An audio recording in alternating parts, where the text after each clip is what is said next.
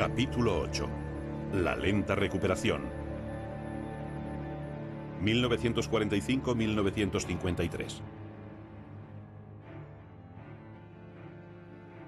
El destino, esa vieja roca contra la que todo se hace pedazos, estaba a punto de cerrarse. El 8 de mayo de 1945, el armisticio de Reims puso fin a la guerra. Una semana antes se había suicidado Hitler en el búnker del Reichstag. Desde unos días antes, se balanceaba colgado boca abajo en la Piazza Loreto de Milán el cuerpo de Benito Mussolini. Sobre el cementerio humeante de Europa deambulaba una población angustiada y famélica. A ello contribuyó la revisión de fronteras, los corrimientos de pueblos, la discriminación y el resentimiento.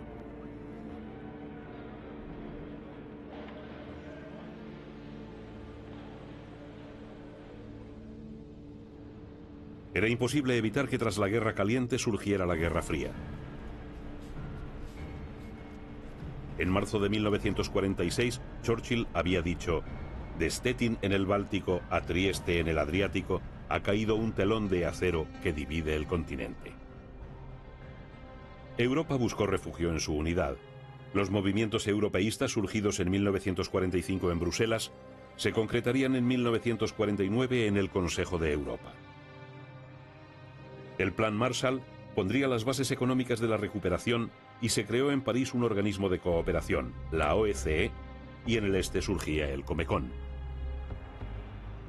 De 1945 a 1950, los Estados Unidos impusieron al Japón un gobierno presidido por el general MacArthur y una nueva constitución mientras se juzgaba a los criminales de guerra, se determinaba la naturaleza de las reparaciones y se procedía a la reconstrucción.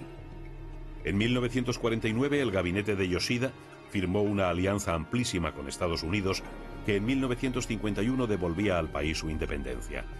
El Tratado de San Francisco despojó al Japón de los territorios conquistados. En noviembre de 1945 se juzgó a los criminales de guerra en Nuremberg. Hermann Göring se suicidó antes de conocer su sentencia. Martin Bormann huyó y los demás escucharon impávidos el relato de sus hazañas. El 1 de octubre de 1946, 11 dirigentes nazis fueron condenados a la horca. Muchos otros serían fusilados.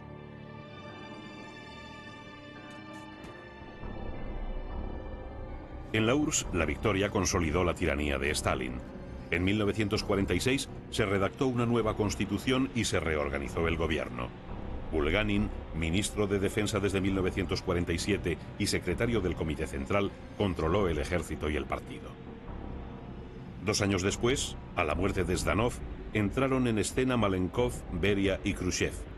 Se dio prioridad a la industria pesada, nuevamente más cañones y menos mantequilla.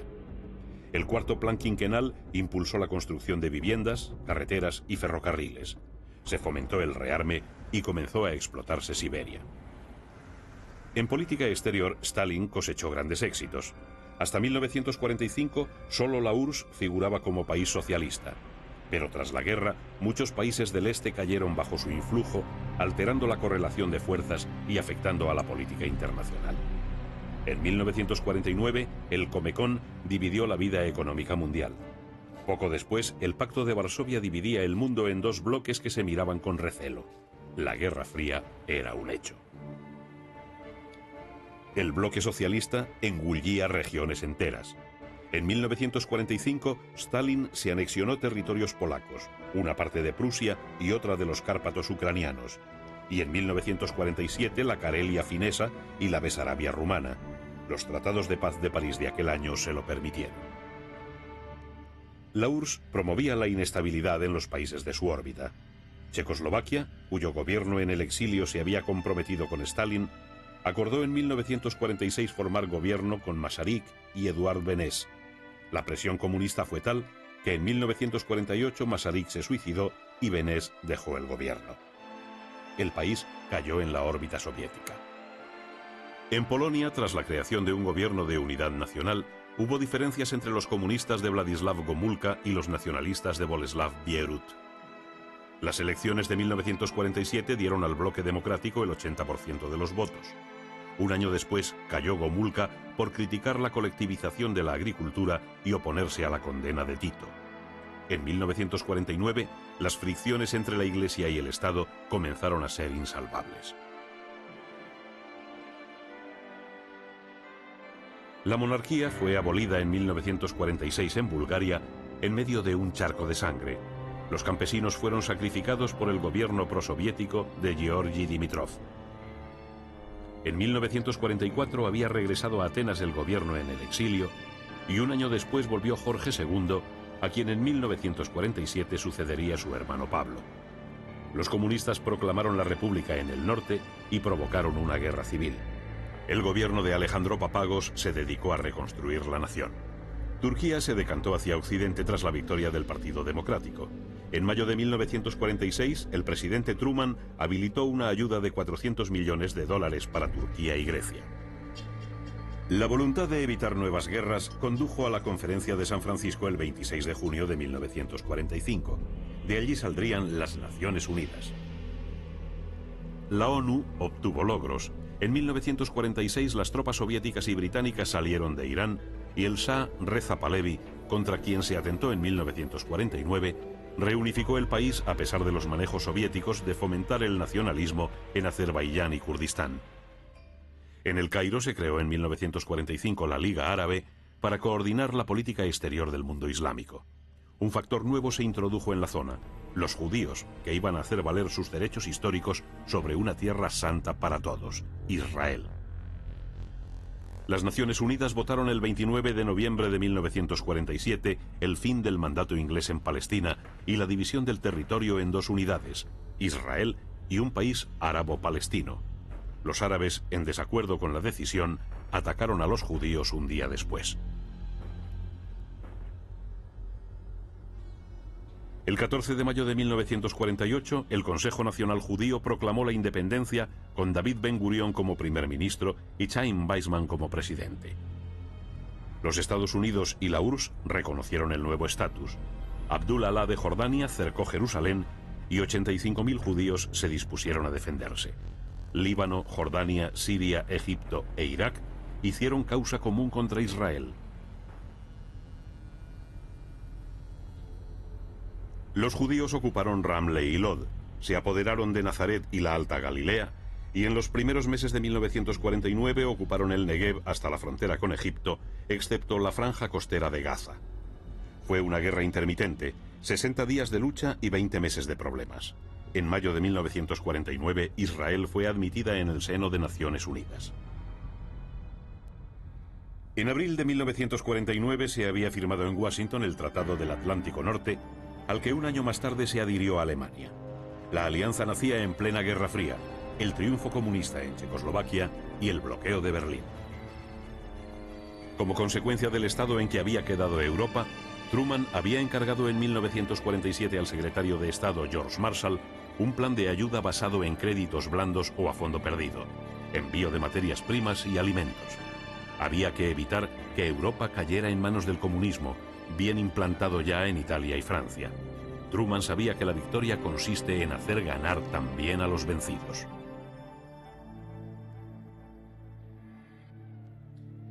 El panorama italiano era sombrío. Se procedió a una depuración fascista, se atendió a los repatriados y se reconstruyó el país, bordeándose a veces la guerra civil. Víctor Manuel III abdicó en su hijo Humberto I, que marchó al exilio. Alcide de Gasperi, primer secretario de la democracia cristiana, proclamó la República en junio de 1946. Todo se hizo con normalidad. Enrico de Nicola ocupó la presidencia y se aprobó la Constitución. Italia inició su reconstrucción con la ayuda de Estados Unidos, pero perdió Istria, que pasó a Yugoslavia, y su imperio colonial, Libia, Eritrea y Somalia. Tuvo que pagar indemnizaciones de guerra, dificultad a la que se unieron las provocadas por la divergencia política entre los socialistas de Neni y los comunistas de Togliatti. El democristiano Luigi Einaudi llevó a cabo una política europea y superó la crisis agraria del sur con la expropiación de grandes latifundios calabreses. En Francia, De Gaulle inició una caza de colaboracionistas y prohombres del gobierno de Vichy. Pétain fue condenado a muerte, sentencia conmutada por la cadena perpetua, y Pierre Laval ejecutado. En octubre de 1945 hubo elecciones a la Asamblea Nacional que ganó la izquierda. Se nacionalizó el Banco de Francia, los seguros y el carbón. De Gaulle dejó el poder en manos de Georges Bidault, que se opuso a descolonizar Argelia. En 1946 se instauró la Cuarta República. Al año siguiente, los socialistas Vincent Auriol y Paul Ramadier rigieron los destinos del país. Pero el descontento y las huelgas crearon problemas. París quedó paralizado. El comunista Maurice Thorez, contrario a aprobar créditos militares para Indochina y enemigo de bloquear los salarios, provocó algaradas que llevaron a la crisis económica y a la subida de precios. La devaluación del franco, la ayuda norteamericana, la política económica de Robert Schuman y otros factores salvaron a Francia del desastre. Inglaterra salía de la guerra con una deuda de 14.000 millones de dólares. Los bombardeos alemanes habían arrasado varios enteros de Londres, Liverpool o Manchester. El país se había descapitalizado y la libra redujo su valor a la mitad. La alegría por el regreso de la familia real no bastó para reducir la inquietud social que llevó a los laboristas al poder. Clement Attlee reemplazó a Winston Churchill, pero la política fue la misma: colaboración con Estados Unidos y alejamiento de Europa. La austeridad del ministro Stafford Cripps aceleró la recuperación. Hubo que restringir importaciones, recurrir al racionamiento y pagar la deuda. En 1945 se nacionalizó el Banco de Inglaterra, el carbón, el transporte, la energía y la siderurgia. Se hizo hincapié en la obligatoriedad del seguro social, la sanidad, las ayudas a la familia, la subida de pensiones, para poner sordina a los bajos salarios. En noviembre de 1947, la princesa Isabel II, primogénita del rey Jorge VI, contrajo matrimonio con el príncipe Felipe de Grecia. La magna ceremonia se celebró en la abadía de Westminster, oficiada por los arzobispos de Canterbury y York.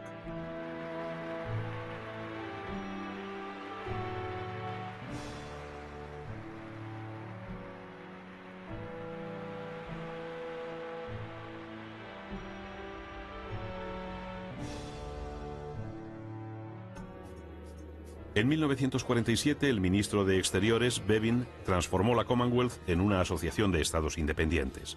Se creó un gobierno de transición en la India que dio paso en 1947 a su independencia en medio de los enfrentamientos entre hindúes y musulmanes. Gandhi cayó asesinado en Nueva Delhi, víctima de aquel clima de violencia.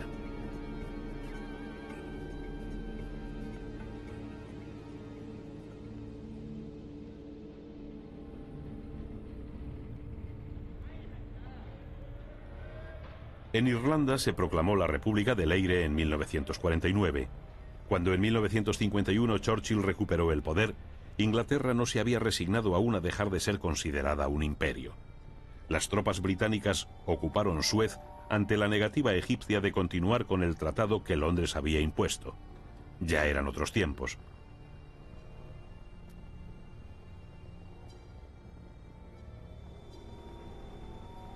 Aquel mismo año, Farouk, rey de Egipto, abdicó en su hijo Fuad, de 7 meses de edad, y se nombró un gobierno que presidió el general Naguib.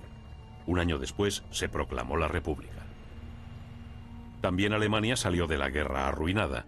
El marco carecía de valor y se utilizaba como moneda, entre otras cosas, los cigarrillos americanos. Todo estuvo racionado, desde el carbón a la carne hasta principios de los 50. En las conferencias de Teherán y Yalta, los aliados no habían llegado a acuerdos definitivos. En junio de 1945 se estipuló que el mando militar de las 4 zonas en que fue dividido el país asumiría poderes de gobierno. Un mes después se reunieron en Potsdam Truman, Churchill y Stalin. De allí saldría el nuevo mapa de Europa y la división de Alemania. Rusia se quedaría con Prusia Oriental, Polonia con los territorios al este de la línea Oder-Neisse. Berlín recibía un estatuto especial. La población alemana establecida en Hungría, Checoslovaquia y Polonia volvería a Alemania. La administración del país fue puesta bajo control aliado. Se disolvieron los consorcios, trusts y sindicatos, se desmanteló la industria y se acordaron reparaciones de guerra, entre las que estaban las siguientes medidas: embargo de la flota mercante, las patentes, el capital depositado en bancos extranjeros, las minas, los complejos industriales Krupp o Farben y la tecnología. En el sector oriental pasaron a ser de propiedad soviética el 25% de las fábricas, más de 200 empresas. Se prohibió el Partido Nacional Socialista, cuyos jefes ingresaron en prisión mientras se interrogaba a 6 millones de posibles nazis y eran rehabilitados los partidos. En 1948, la Conferencia de Londres recomendó la integración económica de Alemania bajo una nueva constitución y un control internacional del Ruhr. Stalin respondió con el bloqueo y división de Berlín. Pero la suerte estaba echada. En 1949, Alemania se convirtió en República Federal, con el presidente del CDU, Konrad Adenauer, como canciller. Los rusos crearon la República Democrática. La partición era un hecho.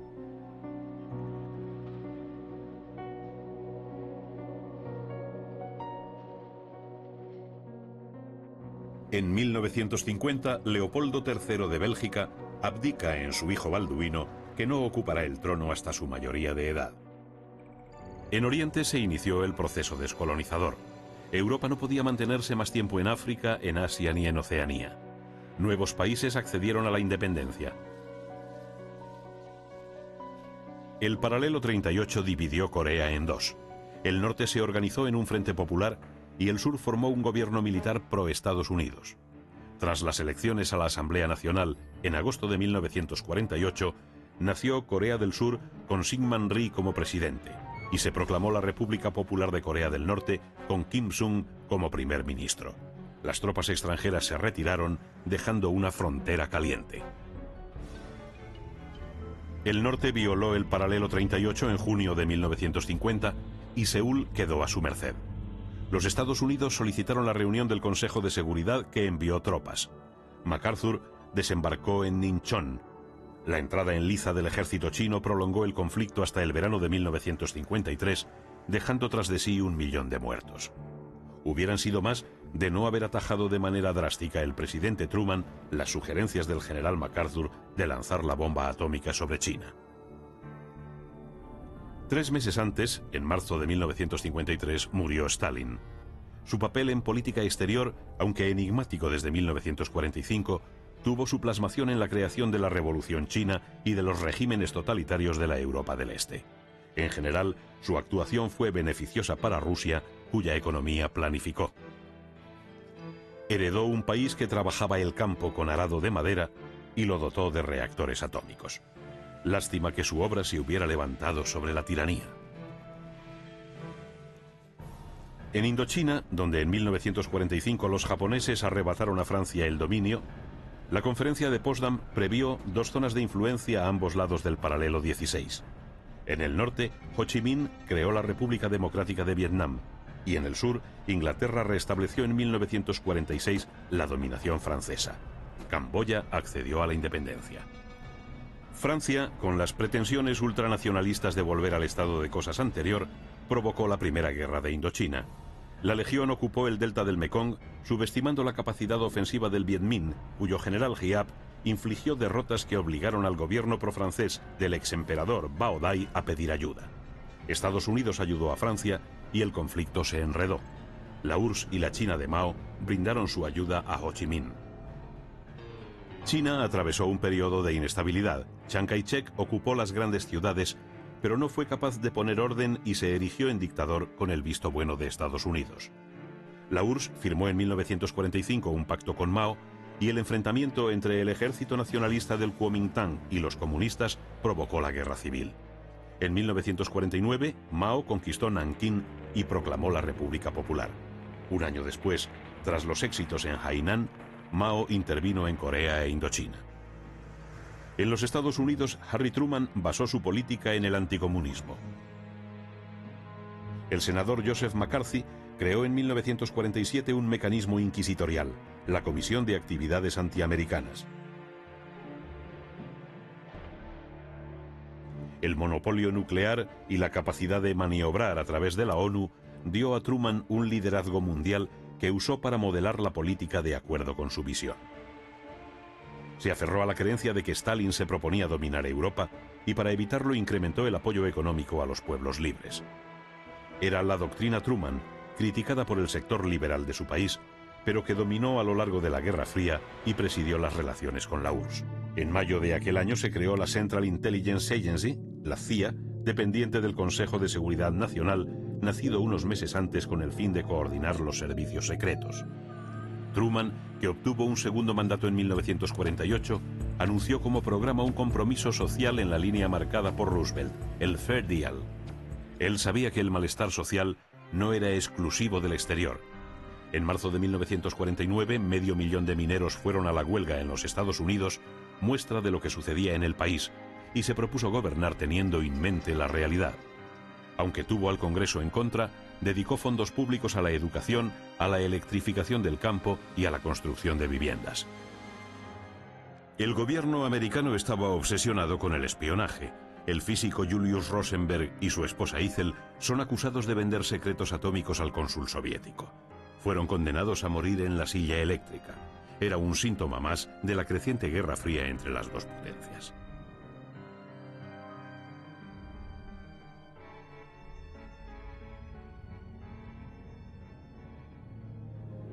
En política exterior, el puente aéreo de Berlín, bloqueado por la URSS en junio de 1948, ocupó parte de sus esfuerzos. Truman organizó pasillos aéreos. 2,5 millones de toneladas de artículos fueron aerotransportadas. Stalin dio por terminado el incidente. El republicano Dwight Eisenhower ganó las elecciones de 1952. Su triunfo evitó que Estados Unidos se implicara entonces en la guerra de Indochina. El hemisferio americano tendió a la normalización en unos países y a la dictadura en otros. En México, el PRI presentó su primer candidato a la presidencia, Miguel Alemán, que profesionalizó la política, desplazando de ella a los caudillos revolucionarios. Alemán modernizó las estructuras del país y llevó a cabo planes de industrialización y puesta a punto de la agricultura. Al mismo tiempo, Colombia vivía sus momentos más dramáticos. Un desconocido dispara sobre Jorge Eliezer Gaitán, líder del Partido Liberal, a quien se considera triunfador de las próximas elecciones. El asesino es destrozado por la multitud y es el comienzo de los trágicos enfrentamientos conocidos como el Bogotazo. El presidente Ospina decreta la ley marcial y su guardia dispara contra la multitud. En tan solo 16 horas hubo más de 300 muertos.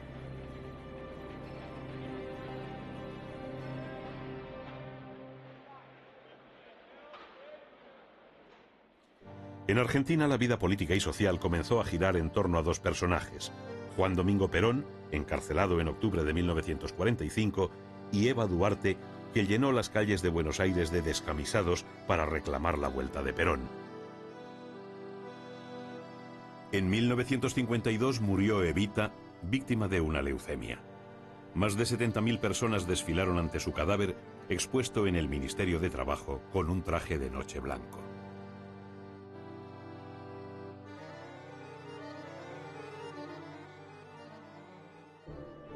La vida seguía imponiendo sus usos y costumbres. Todos eran conscientes de que se iba una época y nacía otra. A pesar del macartismo y del puritanismo, hubo apertura hacia la libertad. Coincidiendo con las pruebas atómicas en el atolón de Bikini, se presentó en París la novedad de un bañador que haría furor en las playas junto con las gafas de sol y el bronceador. Se apoderó del gran público un fenómeno que empezaba a ser universal: los platillos volantes, después de que la policía del estado de Maryland diera cuenta de un extraño objeto circular que recorrió el cielo. A partir de 1945, las amas de casa tendrían más tiempo al inventar Maxon los platos preparados, los famosos TV dinners, y el robot de cocina Kenwood Chef amasaba, molía, mezclaba, cortaba, exprimía, centrifugaba e incluso abría las latas. Era la gran revolución en el mundo de la cocina, a la que se unió el microondas de Percy Spencer o el Radar Range de la Raytheon Company. En 1948, la Columbia Records anunció el disco de larga duración, invento de un equipo de la CBS dirigido por Peter Goldmark. El microsurco y la radio iban a cambiar las formas de vida tras la invención en 1948 del transistor por la Bell Telephone. El 7 de julio de 1950, la televisión comenzó a emitir en color.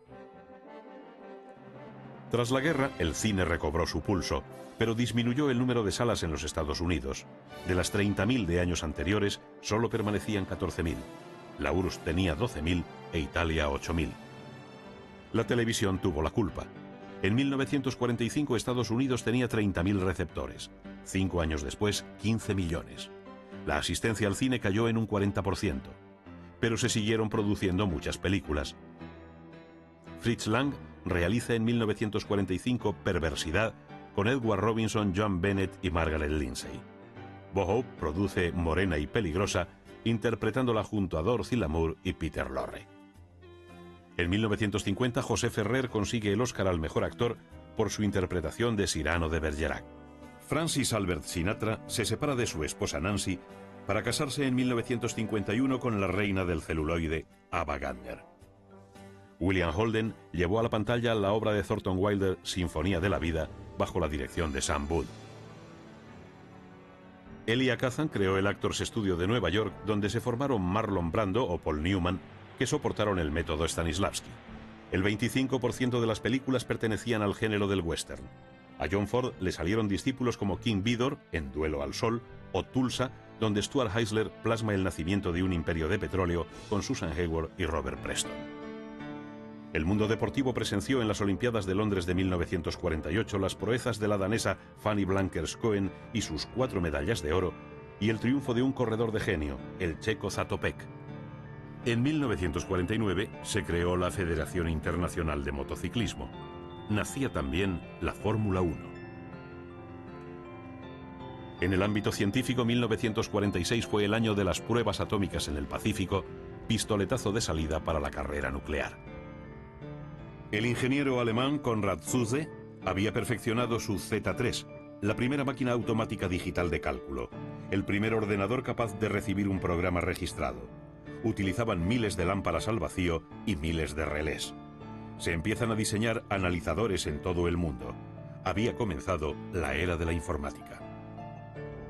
No todo se orientó hacia la paz. En 1950 Truman dio el visto bueno a la bomba de hidrógeno. 3 años después, los rusos accederían a esta arma letal. Las potencias occidentales investigaron las V2 alemanas y Estados Unidos envió al espacio los Blossom, los Bumper y los Viking. La primera sonda americana, el Viking, alcanzó 80 kilómetros de altura. El científico John Franklin Enders inició la lucha contra la polio. La fuerza del Guernica que pintó Picasso en el 37, en su época expresionista, había impactado en todo el mundo. El pintor ya estaba considerado como uno de los grandes genios del siglo XX. Fijó su residencia en Val-Logis, donde se dedicó intensamente a la cerámica y a la escultura. Lentamente pasaba el tiempo, cerrando las heridas de la guerra. La gente buscaba el olvido, esforzándose en imaginar un futuro mejor, un futuro diferente, acorde a los nuevos tiempos que se estaban viviendo. Un futuro que había que construir entre todos. Los pueblos se levantaban contra la opresión. A mediados de 1953, el mundo contempló sobrecogido cómo los manifestantes se apoderaban en Berlín Este de los locales del Partido Comunista, reclamando elecciones libres. Las tropas soviéticas lanzaron los carros de combate a la calle y ejecutaron a todos los cabecillas. Parecía que el mundo nunca iba a poder vivir en paz.